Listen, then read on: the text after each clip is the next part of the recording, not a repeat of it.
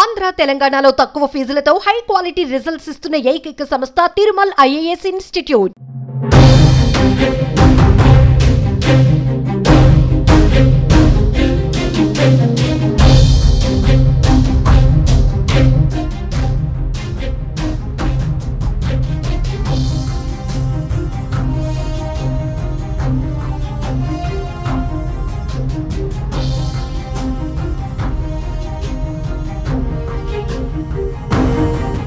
సర్వం సిద్ధమైంది. జయకేతనం పేరుతో నిర్వహిస్తున్న భారీ బహిరంగ సభకు తెలుగు రాష్ట్రాల నుంచే కాదు దేశ విదేశాల నుంచి తరలి వస్తున్నారు.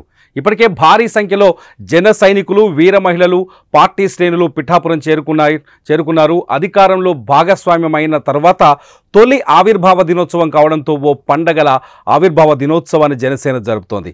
గతంలో ఎప్పుడూ లేని విధంగా చేయడానికి మొత్తం ఈ వేడుకను ప్లాన్ చేసింది.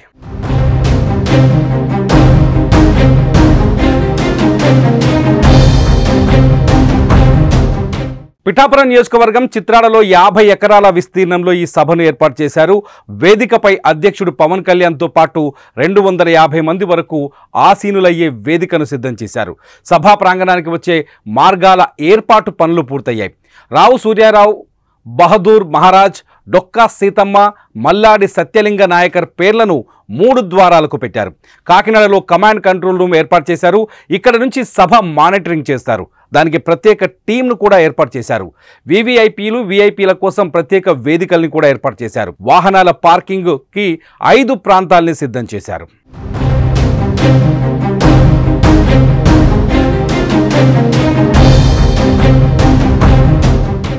ఇప్పటి వరకు ప్రతిపక్ష పార్టీగా ప్రతి ఏడాది ఆవిర్భావ దినోత్సవం జరుపుకుంటున్న జనసేన ఈసారి మాత్రం అధికారంలోకి వచ్చాక తొలి సభ కావడంతో జనసేన అధినాయకత్వం ప్రతిష్టాత్మకంగా తీసుకుంది.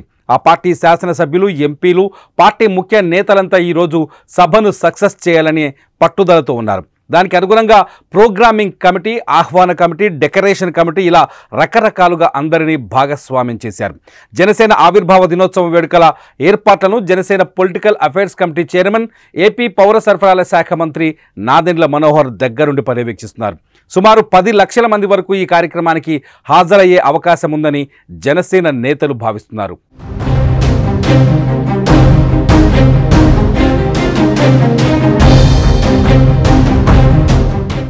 లక్షల మంది తరలివచ్చే మార్గంలో ఎక్కడా ట్రాఫిక్ జామ్ లేకుండా, అవాంఛనీయ ఘటనలు జరగకుండా డ్రోన్లు, సీసీ కెమెరాలతో నిరంతర నిఘా ఉంటుంది. సభ వద్ద ఎలాంటి తొక్కిసలాట చోటు చేసుకోకుండా ఏలూరు రేంజ్ డీఐజీ పర్యవేక్షణలో పటిష్ట బందోబస్తు ఏర్పాటు చేశారు. 1700 మంది పోలీసులను మోహరించారు.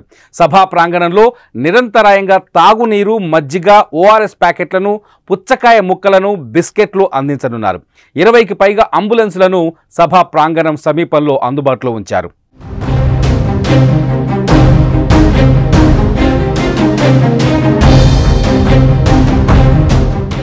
జనసేన అధినేత పవన్ కళ్యాణ్ అమరావతి నుంచి హెలికాప్టర్లో మధ్యాహ్నం 3:45 నేరుగా చిత్రాడ చేరుకుంటారు. ఇందుకోసం వేదికకు సమీపంలోనే హెలీప్యాడ్ని ఏర్పాటు చేశారు. ఇవాళ సాయంత్రం 3:30 సభ ప్రారంభం కానుంది. రాత్రి 10 గంటల వరకు సభ జరిగే అవకాశం ఉంది. 90 నిమిషాల పాటు పవన్ కళ్యాణ్ ప్రసంగిస్తారని సమాచారం. మరి ఈ సభలో పవన్ ఏం మాట్లాడతారన్నది రాష్ట్ర వ్యాప్తంగా మొత్తం ఆసక్తికరంగా ఎదురు చూస్తున్నారు ప్రజలు.